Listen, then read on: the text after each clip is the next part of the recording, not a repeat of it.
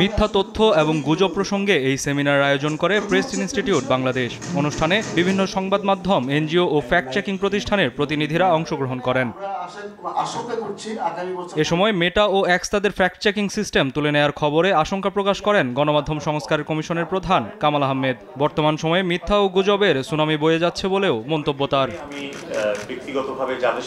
এ সময় মূলধারার গণমাধ্যমগুলো সরকারের বিরুদ্ধে চ্যালেঞ্জ নেওয়ার প্রতি অনাগ্রহের কথা উল্লেখ করেন তিনি। সরকারকে এইভাবে চ্যালেঞ্জ করা তাদের জন্য ঝুঁকিপূর্ণ, সেজন্য অনেকেই করতে রাজি হননি। তখন মেইন স্ট্রিম মিডিয়াতে হচ্ছে আমাদের সীমান্তের উপর থেকে সবচেয়ে বেশি। আপনি কি রিপাবলিক বাংলাকে সোশ্যাল মিডিয়া বলবেন?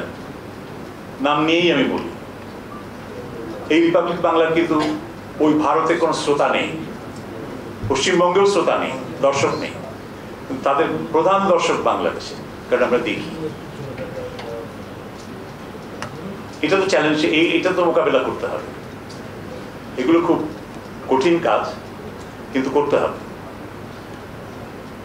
ভারতের মানে অন্তত অর্ধ ডজন মেইন স্ট্রিম মিডিয়ার নাম নেওয়া যাবে যারা বিভ্রান্তিকর তথ্য নিয়মিতভাবে প্রচার করছেন, সংগঠিতভাবে প্রচার করছেন।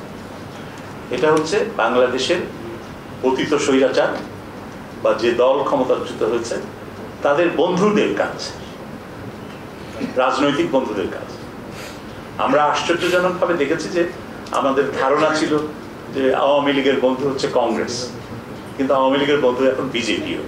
একই অনুষ্ঠানে পরিবেশ উপদেষ্টা সৈয়দা রিজওয়ানা হাসান বলেন, মিডিয়াগুলো তাদের হাতে নেই যারা সত্যি সংবাদ জনগণকে জানাতে চায়, বরং মিডিয়াগুলো চলছে ব্যবসায়ী স্বার্থে। সব অপপ্রচারের জবাব দেওয়া হবে বলেও জানান তিনি। এখন কেন এত রকমের অপপ্রচার হচ্ছে? যদি উদ্দেশ্যটা দেখেন, উদ্দেশ্য হচ্ছে রাজনৈতিক এবং অর্থনৈতিক যে একটা ন্যস্ত স্বার্থ আছে সেটাকে সুরক্ষা করা। আসলে সংবাদ নিয়ে ইন্টারেস্টেড, আসলে মানুষকে তথ্য দিতে চায় এমন মানুষের হাতে তো সংবাদপত্র নাই। তার নিজের ব্যবসাটাকে টিকাতে, অন্যের ব্যবসাটাকে আহত করতে সে সংবাদপত্র খুলেছে। এবং খালি সংবাদপত্র না, তার টেলিভিশন আছে, এরকম সবকিছুই চলছে। ফলে এই দুটা খুব গুরুত্বপূর্ণ আমাদের জন্য বোঝার তিনটা জিনিস, যে আমাদের সমাজের সামগ্রিক চিত্রটা কি, তার সাথে আমরা তথ্য কতটা সঠিক পাবো এবং সেই প্রসেসে আমরা গেছি কিনা। দুই হচ্ছে যে কেন এটা হয়, এটা আমাদেরকে বুঝতে হবে। খামোখা মানুষ বসে বাসায় আমার নামে একটা মিথ্যা কথা বলে না, সে আমাকে টার্গেট করে। কেন টার্গেট করে? সে জানে আমাকে ডিসক্রেডিট করতে হবে, মানুষের মনে একটা কনফিউশন সৃষ্টি করে দিতে হবে। হ্যাঁ, তো এই কাজটা সে তার নিজস্ব একটা কারণে করছে।